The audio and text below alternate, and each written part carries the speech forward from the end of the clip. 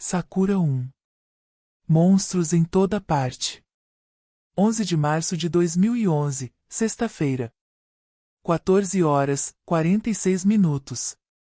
O que será que minha mãe fazia nesse momento? Quando o mundo oscilou, quando os tremores começaram, quando o Japão foi empurrado por um abalo sísmico de proporções catastróficas, o que a minha mãe estava fazendo neste momento? Neste exato momento, no início do fim, o que ela poderia estar fazendo? A lenda da Sakura diz que havia uma única árvore que não florescia. Em um bosque repleto de cores e aromas, em meio a um tempo de batalhas intensas, uma única árvore não tinha sentimentos suficientes para desabrochar.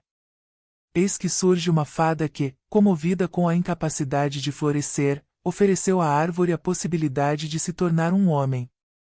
Ela viveria assim por 20 anos e, se depois disso, depois de carregar um coração humano, ela ainda continuasse a ser apática e frígida, a árvore morreria. A árvore não tinha outra escolha. Ela aceitou a proposta e viveu entre os homens por 2 décadas. Tudo o que via era guerra, ódio, inveja, traição, crueldade. A árvore teve medo dos homens. Por um momento, pensou em aceitar seu destino. A morte parecia mais leve do que aquilo que os homens chamavam de vida. Um dia, porém, na margem de um lago, viu uma jovem buscando água. Em sua forma de homem, ajudou a garota em seu trabalho e assim iniciou-se uma bela amizade. A árvore e a garota se encontravam para conversar e ler por horas. A amizade se tornou amor. Mas o homem teria que voltar a ser árvore. A fada, percebendo o valor daquele sentimento, disse que não poderia preservar a forma humana da árvore, mas que a garota poderia se juntar a ela. A garota olhou ao seu redor. Viu guerra, tristeza e destruição. O bosque era um símbolo de paz, talvez o último deles. Ela aceitou e, assim, se juntou a seu amado para se tornar a flor de cerejeira. Todas as vezes em que penso nessa história, sinto vontade de me tornar flor. O mundo ao meu redor é vermelho, coberto de sangue. Penso nisso enquanto meu pai continua a me machucar. Ele desvia o olhar, não consegue encarar meus olhos. Talvez uma parte dele se sinta mal por ser o que é. Eu não entendo como um acontecimento isolado pode destruir um ser humano. Mesmo assim, desde que minha mãe se foi, meu pai mudou, e eu deixei de ser uma criança indefesa para me tornar um objeto desprezível.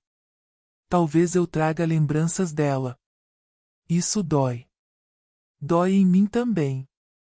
Todas as vezes que ele me machuca, dói. Eu cresci em um mundo vermelho.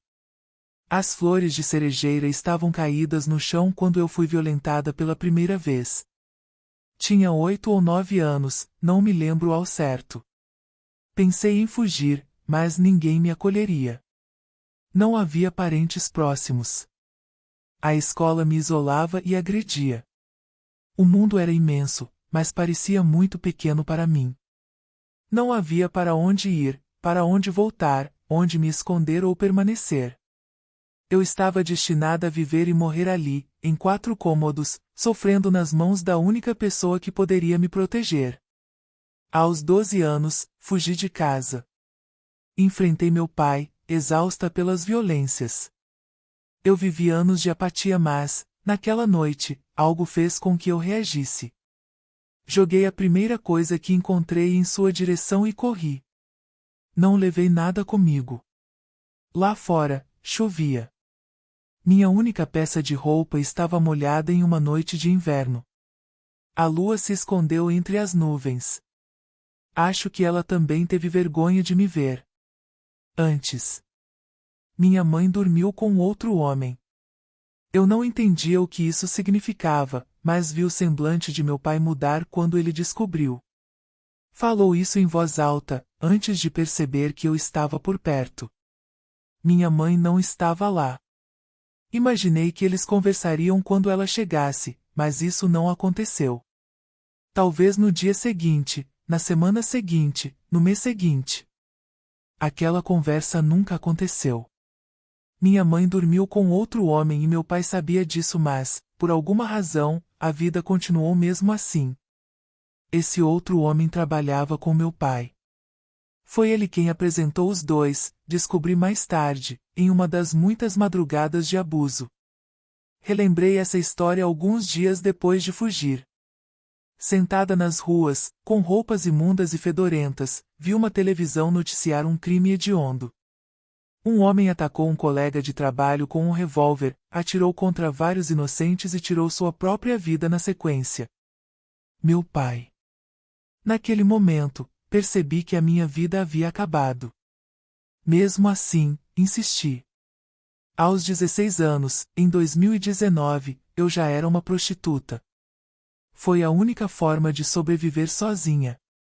Encontrei uma mulher que conhecia outra mulher e, quando dei por mim, o trabalho havia me encontrado. Eu odiava o que fazia, mas todos aqueles homens, mesmo o mais nojento deles, me tratavam melhor do que o meu próprio pai. Dividia um apartamento com outra garota de programa. Ela me odiava, e possivelmente tinha suas razões, assim como o restante do mundo. Nossa chefe, a cafetina responsável por nossos atendimentos, também me desprezava. Segundo elas, eu era uma flor frágil em um mundo de chamas. Talvez eu concordasse com elas. 4 anos mais tarde, eu desejei morrer. Os pensamentos suicidas eram constantes, mas apáticos. Não era como se eu pudesse evitá-los, mas também não evitaria se pudesse. Eu estava sozinho e o mundo era um lugar cruel. As pessoas me usavam como se eu fosse um objeto descartável, eu me limpava para ser usada novamente. O dinheiro me mantinha viva, mas não me satisfazia. Os homens tinham nojo de mim, as mulheres me desprezavam, a vida fingia que eu sequer existia. Eu desejei morrer, desejei mesmo. Quando aquele cliente entrou no quarto de hotel, no 9º andar, eu torci para que ele acabasse com a minha vida. Pude ver nos olhos dele que ele estava mal intencionado, mas aceitei meu destino. Mas ele não queria me matar. Ele queria me ferir. Assim como meu pai fazia. Aquilo despertou sentimentos trancados em mim. Gritei pela minha vida, a mesma vida que não me importava alguns minutos antes. Lutei, empurrei-o para trás e, quando percebi, havia derrubado aquele homem pela janela do 9º andar. Olhei para baixo e vi quando as pessoas se reuniram ao redor de seu corpo. O sangue escorria devagar daquilo que restava de seu corpo. Vermelho. É claro que ninguém me acolheu. Assustada, desesperada, psicologicamente devastada, procurei ajuda com as pessoas que me desprezavam, mas eu era um objeto para elas e, como tal, fui atirada para o lixo. Eu havia me tornado um problema muito maior do que sempre fui. Além de solitária, uma assassina. Além de prostituta, uma criminosa insana. Foi então que aconteceu. O mundo ao meu redor mudou. Tudo era vermelho, de fato, mas diferente. Havia flores e formas, sombras, névoa, figuras asquerosas, gosmentas, fétidas. As pétalas se misturavam a espinhos, ossos e tentáculos. Na escuridão, diante das trevas mais densas que eu havia encarado na vida, pude ver os seus olhos e senti medo, pavor, desespero, dor, agonia, angústia, culpa, nojo, tesão, raiva, ódio, pânico, tristeza e, por fim, nada. Era familiar. Havia monstros em toda parte. Assim como no meu mundo.